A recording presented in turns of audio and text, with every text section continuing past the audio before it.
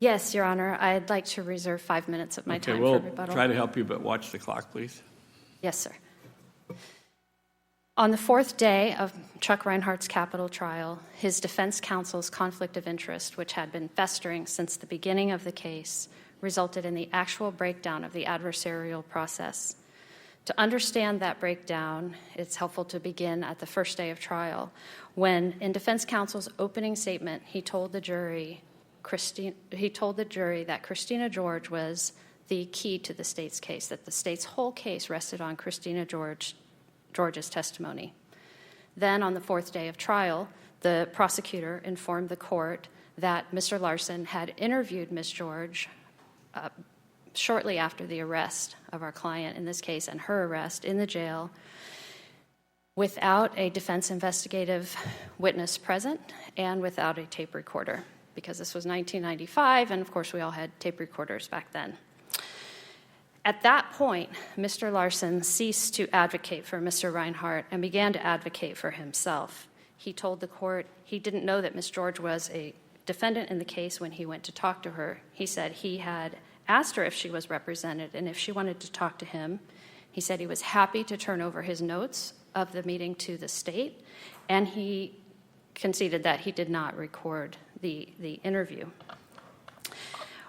And in fact, when Mr. Larson went to the jail and filled out his jail slip to see Ms. George as his relationship to her, he said, "Attorney."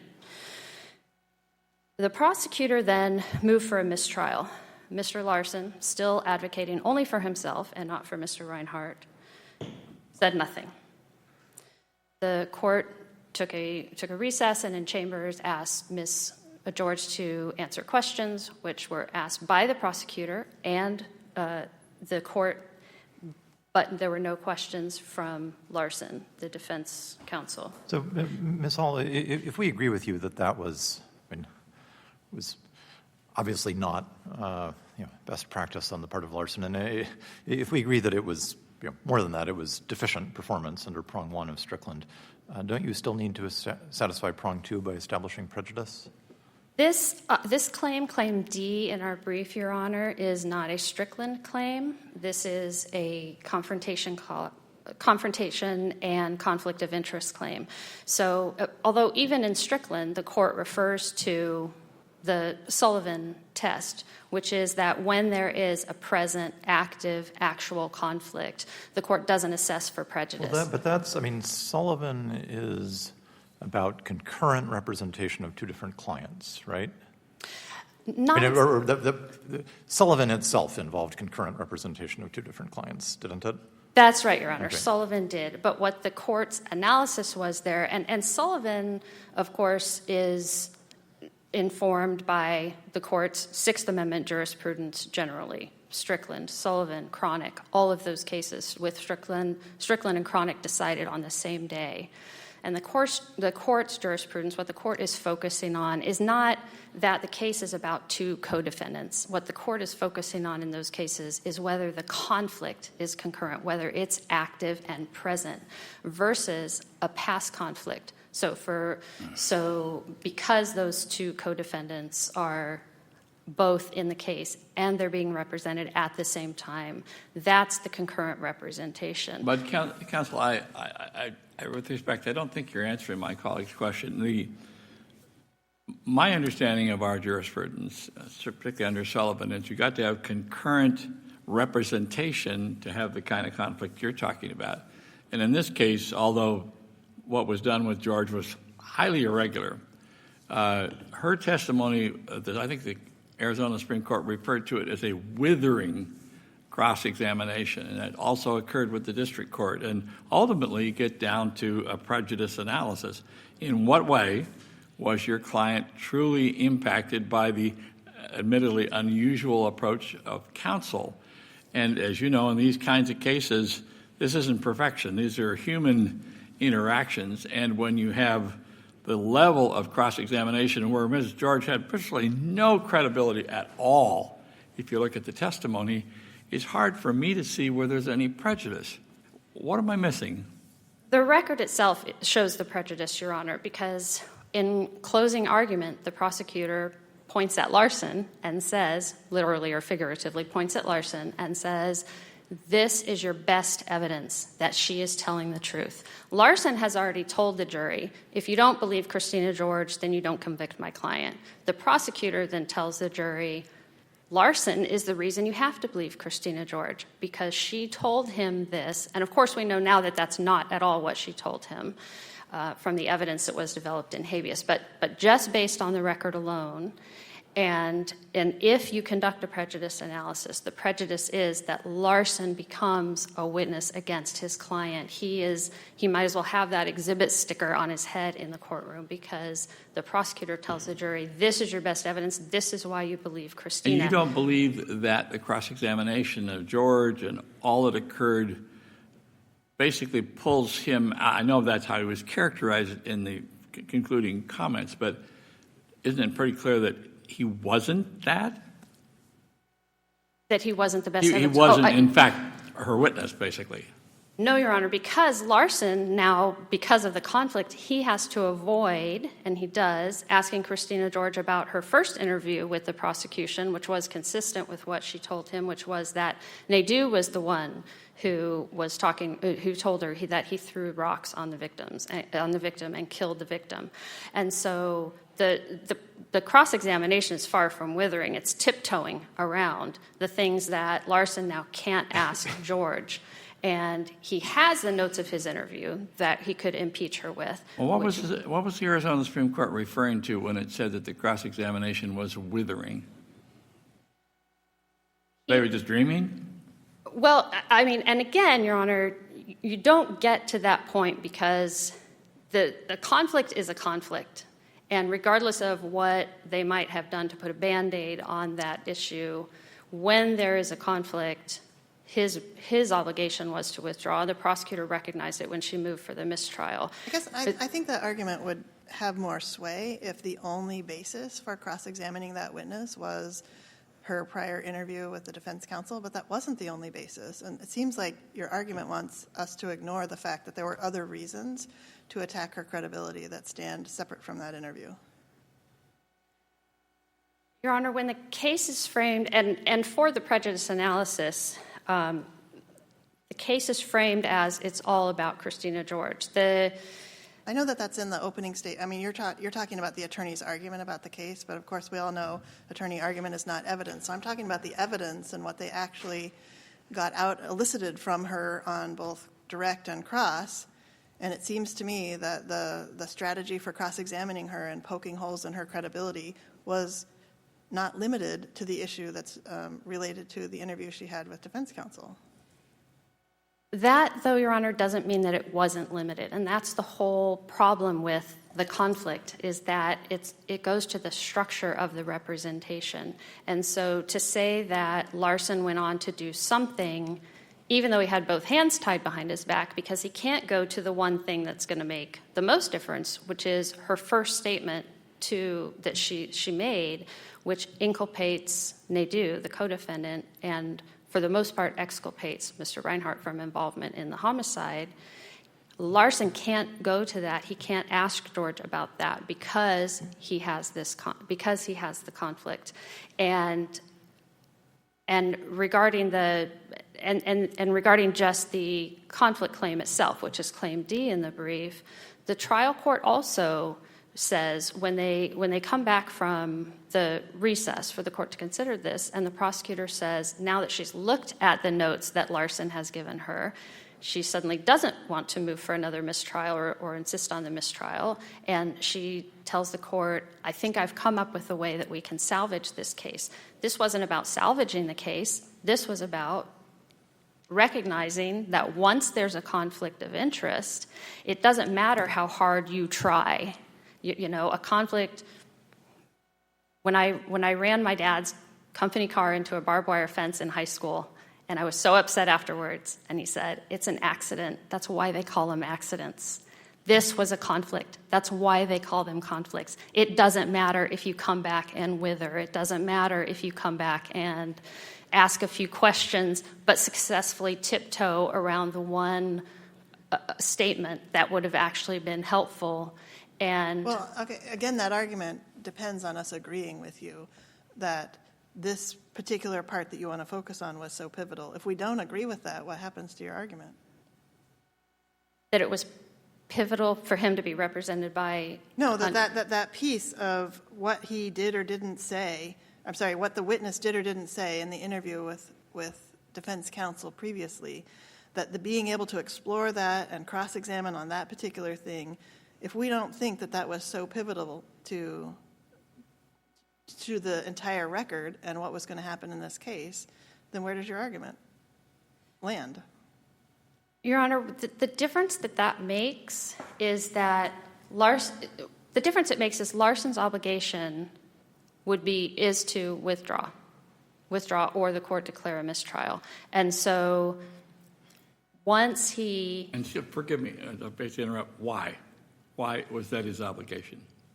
Because he is now the only witness that can testify to the jury that as to what Christina George said shortly after the crime.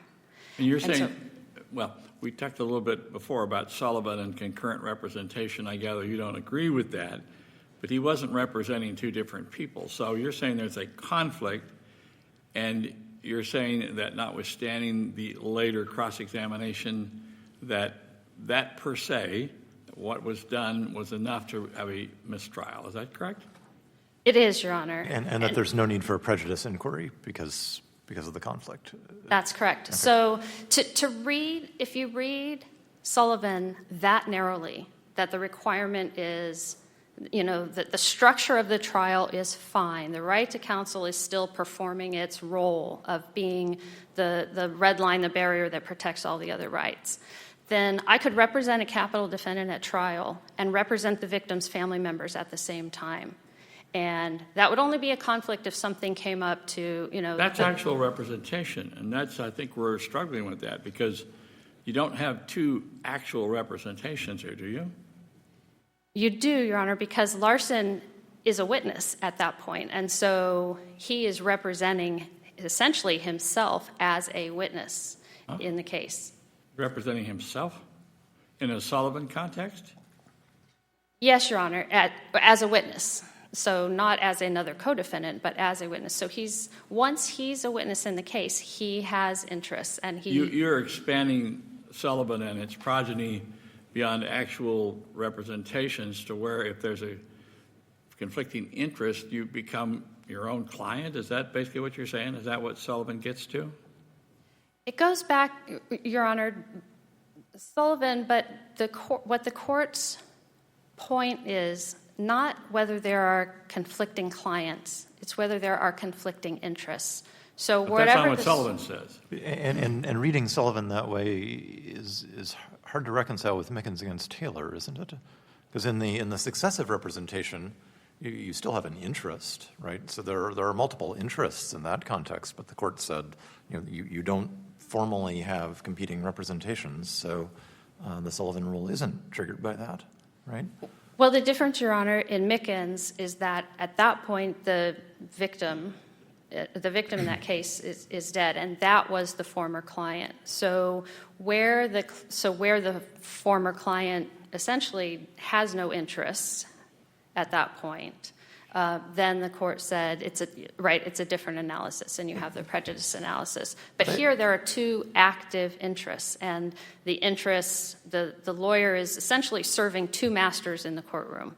And one is that he has so severely damaged the structure of this trial that the prosecutor is moving for a mistrial, and the judge is realizing, yep, that's where we are. That's pretty much where we are, and that they can come back and salvage this thing, all, by the way, without ever anyone saying to Mr. Reinhart, do you understand what's going on here? Do you understand what your lawyer did, what the consequences are? Do you know, the court never appointed a non-conflicted counsel to advise Mr. Reinhart. So if he got any advice at all, it was from the conflicted lawyer. And clearly every interest in the courtroom is not to have a mistrial. Right, but I think that the difficulty here is that, everything you're saying seems like a plausible application of Sullivan, but the facts in Mickens also seemed like a plausible application of Sullivan, and the court said no to that. And for us to reverse, or for us to reverse the denial of habeas relief under 2254D, we need to say that there was some clearly established rule from the Supreme Court, and in light of the cases we have, I'm just not sure how we can say that. The clearly established law is, Your Honor, is Sullivan, that where there is an ongoing competing interest, and that was the case here, because Larson still is serving when he doesn't question Christina George, when he doesn't agree to the mistrial. He doesn't agree or object to the mistrial. He doesn't say a word. So the idea that there was some kind of strategy for this, he knows when he's making a strategic decision in a dicey situation to put it on the record, because he does it the next day in a different context. He tells the court this is strategy. He is saying nothing because he is protecting Eric Larson in those circumstances. And to the extent that he went to the jail and said Isn't it also possible that he's saying nothing because what she said was true? How she characterized that interview was true? We know now that that's not true, Your Honor, from... Well, that gets into whether we can expand the record, the factual record, so let's set that aside for a minute. But based on just what the state court would have had to resolve this issue, isn't it possible that the defense attorney doesn't say anything because he knows there's no way to cross her because she just said something that was true? The result of that, Your Honor, is that then Larson's need to withdraw from the case began much earlier, because he had to anticipate. But then we're what back if to she prejudice. goes We're in. back to prejudice, because even if you're right, and you might be in terms of like how you should represent clients and your obligations, ethical obligations and such.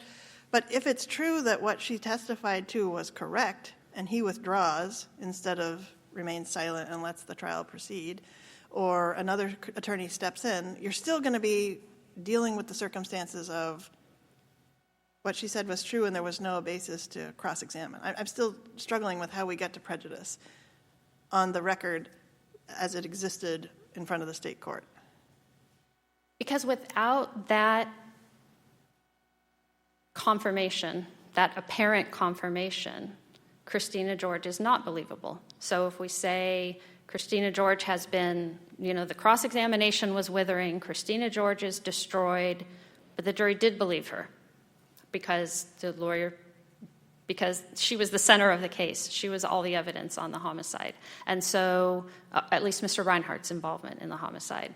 And so if the cross-examination was withering, then there's nothing left of Christina George. She's destroyed until the state is able to point at Larson and say, here's your best evidence. And so even if she was telling the truth, his conflict has harmed his client, and the prejudice is still apparent. I want to just see where we are at this point. You have, from my perspective, stretched Sullivan and the conflict beyond what our case law is.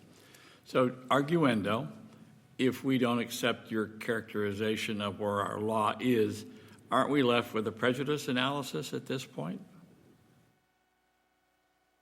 If Sullivan doesn't apply, and there is a prejudice analysis, Your Honor, then yes. But what the prejudice then is that counsel didn't agree to the mistrial. Counsel didn't use his notes to cross-examine George, didn't question her at all. And he makes no argument on Mr. Reinhardt's behalf. And that's what we'd be analyzing for prejudice, though, right? Yes. We're looking for prejudice in what you're now going to.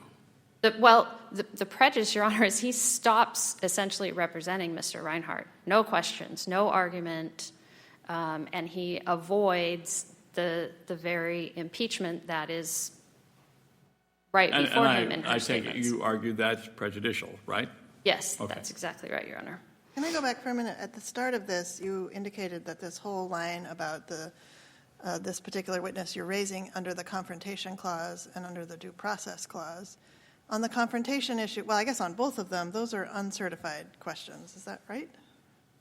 The court certified the Claim D, Your Honor, which was in the direct appeal raised as right to counsel, confrontation, and due process. And so, and really the confrontation aspect does sort of get subsumed into the right to counsel. I mean, the right to counsel is the bedrock of the whole claim, where Mr. Reinhart had a right to that counsel's undivided loyalty But during I see those his as, trial. I mean, I understand the argument, but I see those as two different legal claims, the confrontation theory and the Sixth Amendment right to counsel theory. You would agree with those, that those are two different legal theories?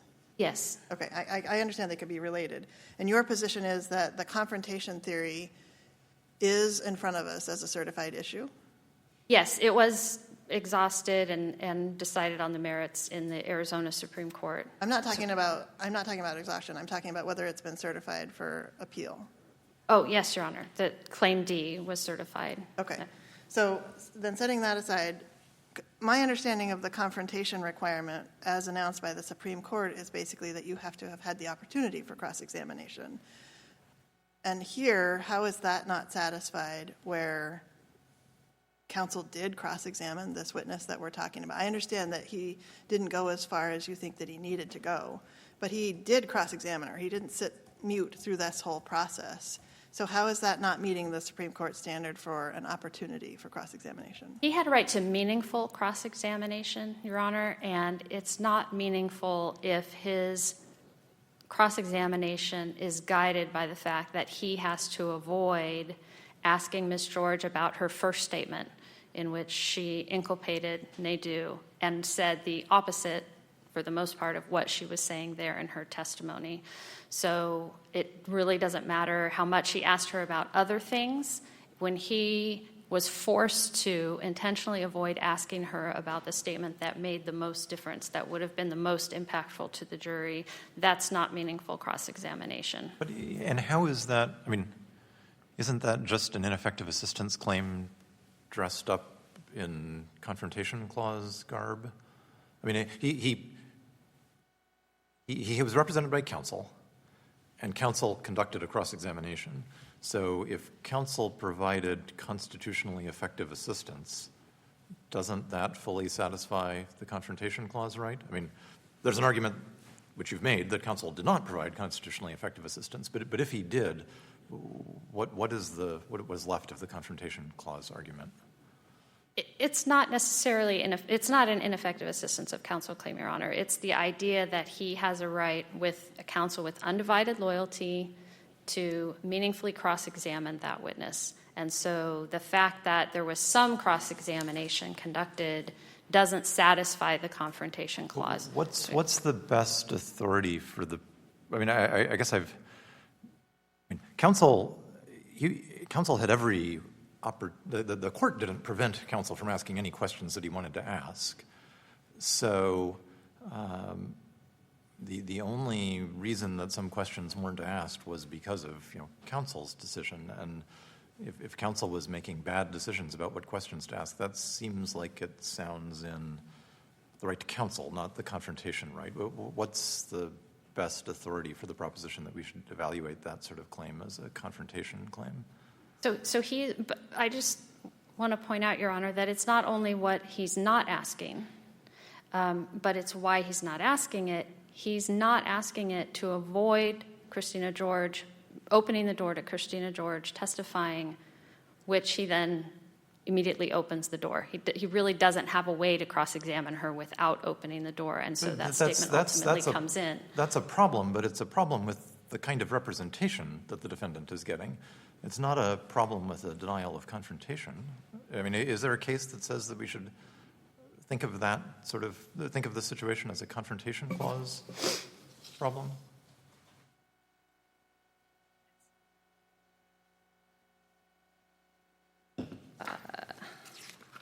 Sorry, Your Honor.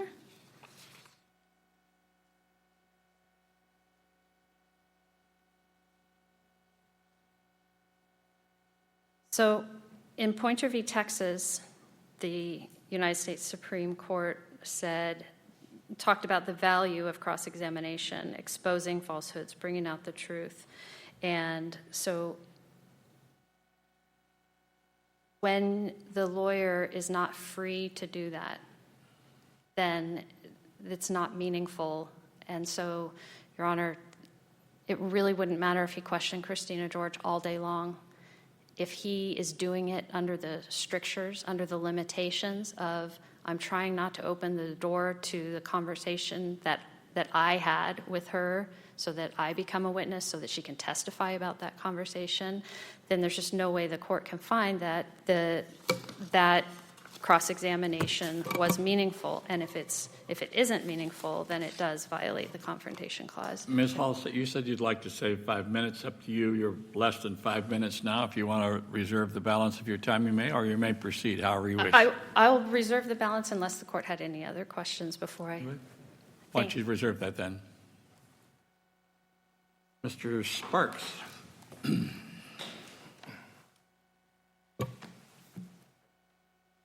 morning, Your Honors. My name is Jeff Sparks with the Arizona Attorney General's Office, representing the appellee. Turning to the confrontation due process conflict claim, it's essential to remember that this claim falls under AEDPA because it was addressed on direct appeal by the Arizona Supreme Court.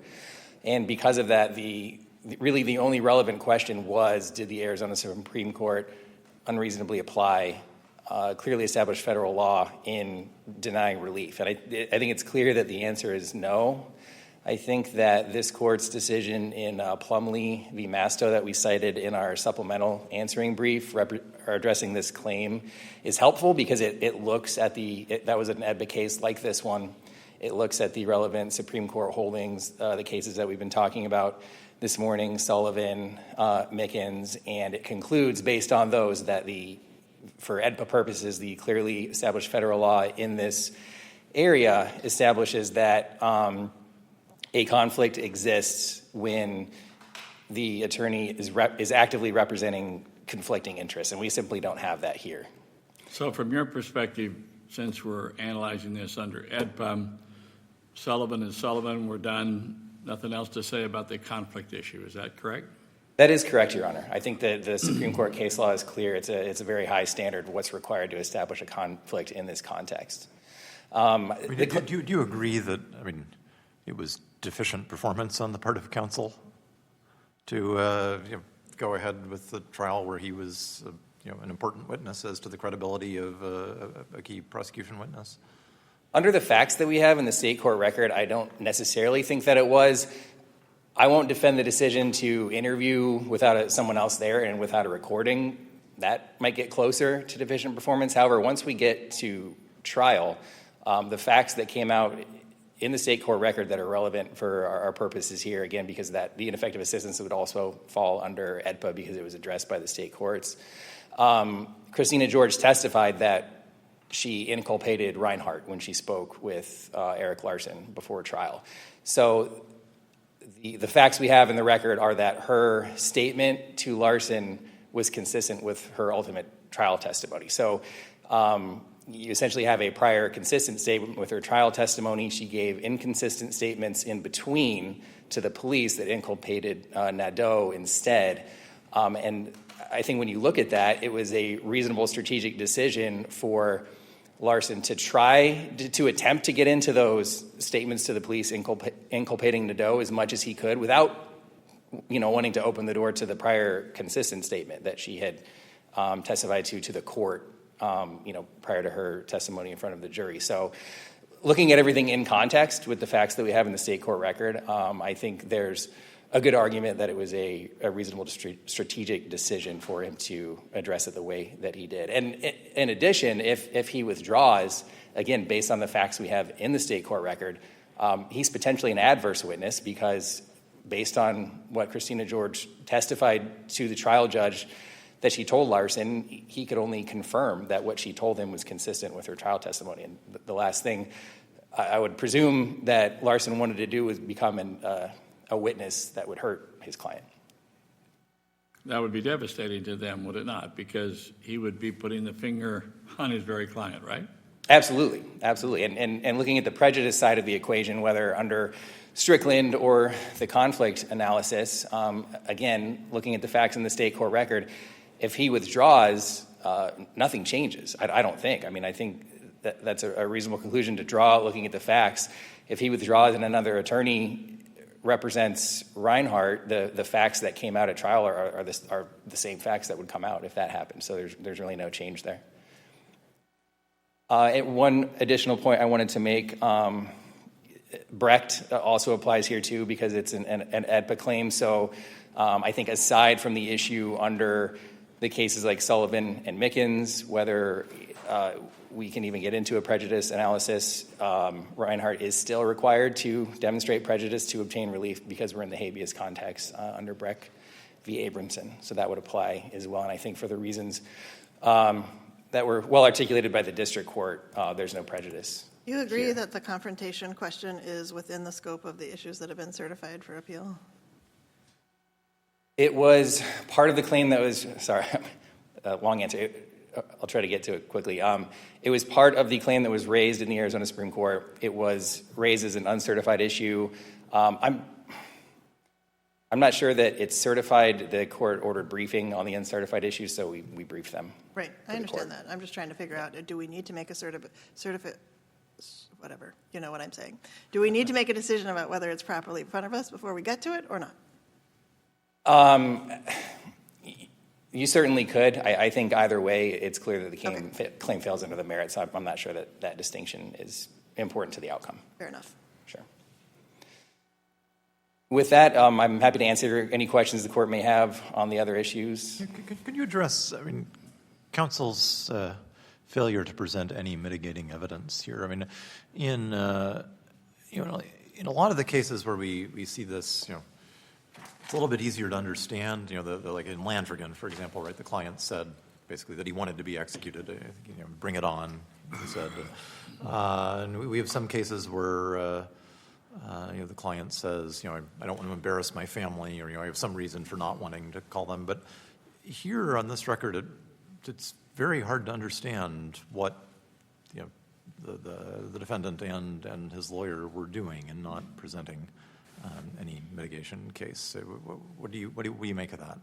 Well, I think the important thing that is clear from the record here is that Reinhart was adamant that he did not want mitigation to be presented. The trial judge addressed that with him, questioned him about it fairly extensively. I think to make sure the trial judge wanted to make sure that this was a clear, unequivocal decision on Reinhart's part that he did not desire to present any mitigation.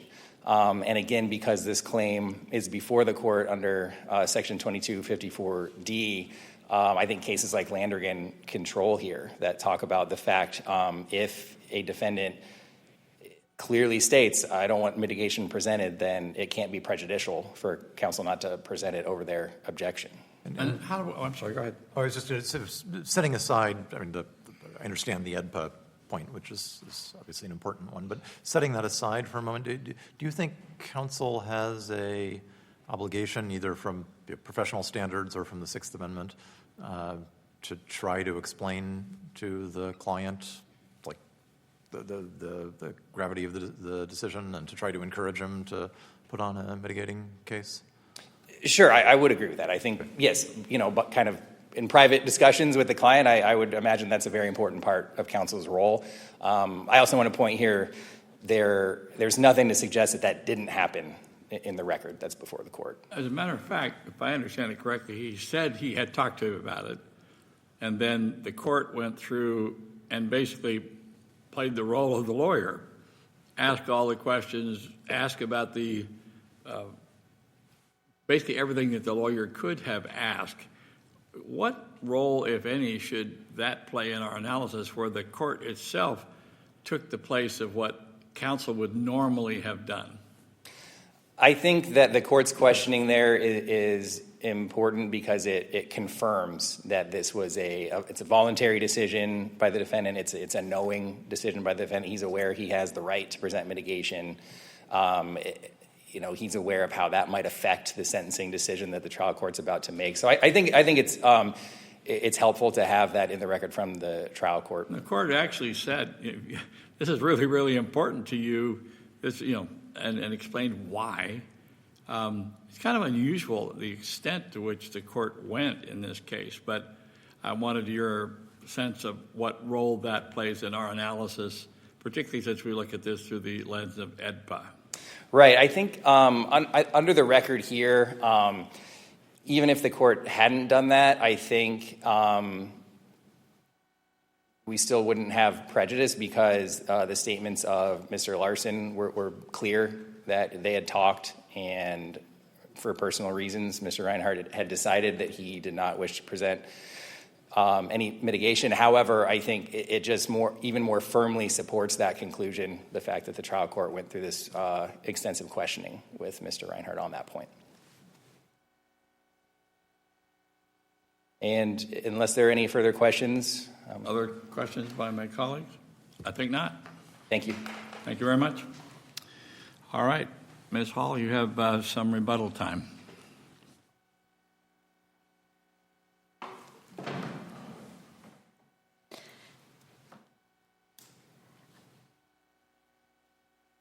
Your Honor, Your Honors, the state's position essentially comes down to, well, this trial lawyer did the best he could with the mess he created. That is not what Strickland requires. It's the fact that I think the question about prejudice comes, I think, for the court comes down to this. The way the court is looking at the claim is that if there had been a mistrial, Larson would have testified against his client's interests, and that would have been worse. But that begs the whole question. It's defense counsel who put himself in that position in the first place. He never should have gone and conducted that interview. He never should have gone forward with that without another witness or a recording because of this very problem. But how do you solve the problem? If we take your position and you have a mistrial, then Larson ends up testifying against his client, which is devastating. How does that help? How does that get a better result from your perspective? That almost makes the prejudice worse because the mistake that Larson made was to go do that interview. I understand that, but having done it, it seems like you're saying, since he did that, there's no way out of it, so your client walks free. Is that what you're saying? No, not walks free, Your Honor, but gets the fair trial that he was entitled to. But how can he get a fair trial when Larson testifies against him what he heard Ms. George say? And that's the conflict, Your Honor. Once he goes and does that interview, and it's irreconcilable. There's no way to get out of it from your perspective. Is that right? That's right, Your Honor, because the right to counsel at that point, Larson can't fulfill that role. He can't be the lawyer. And so what that point affects is that Larson may have testified is just that Larson should have left the case much sooner and shouldn't have ever done the interview in the first place and agreed at the mistrial. But it wasn't, I mean, it wasn't ineffective to have a key witness interviewed, right? You're just saying he shouldn't have done it himself. He should have recorded it or had somebody else there. Is that right? That's right, Your Honor. But if he had done that, assuming she said the same things that she said when she talked to him, he would have a tape recording or the testimony of some other person that she had implicated his client. So it doesn't seem like that would really leave his client any better off. I mean, it would be a better ethical practice, but in terms of the effect on the defense, it doesn't seem like it would have helped. How would that have helped? Except the only reason there's this sort of assumption that she did inculpate him is because Christina George says that she did. And if Christina George is the least credible witness, she's gone back and forth 3 or 4 times on this point, then that can't be what salvages counsel in that case. So in that instance. So he has to avoid making himself a witness. And so to say that, I just don't think the court knows what the outcome would have been had Larson not put himself in that position. And to say that, well, he did the best he could with the problem he created doesn't satisfy Strickland. It doesn't satisfy Sullivan in the conflict cases as well, but doesn't satisfy that. Because to say I'm just going to forge ahead with the mess I've created just doesn't meet the Sixth Amendment's But requirements your of counsel. position seems to be that having done what he did, the case is over. It's irremediable because you can't have him testifying against Mr. Reinhardt. You can't have him beat the lawyer. So where does that end up? That doesn't make any sense, does it? It doesn't. It makes sense in terms of the Sixth Amendment's demand that Mr. Reinhardt have counsel with an undivided loyalty. That's what it has to provide. That sounds That's what really has to be nice, provided but to it. practically what does it mean? Practically what it means, Your Honor, is that he would have had a new lawyer with a new trial. That lawyer would have received Larson's notes. Because it's interesting, the prosecutor, I think the state courts have assumed, and the district court assumed, that they knew what was in Larson's notes. We now know what's in Larson's notes, but taking that aside, the new lawyer would have had Larson's notes. The new lawyer would have investigated Christina George. The new lawyer would not have had their hands tied. And so we don't know what the particular result of the new trial would have been, but we know it would have been a fair trial, and that's all that Mr. Reinhardt has asked for. So we've let you go over time. Let me ask my colleagues, does either have additional questions? I think not. We thank both counsel for your argument in this case. The case just argued is submitted, and the court stands adjourned.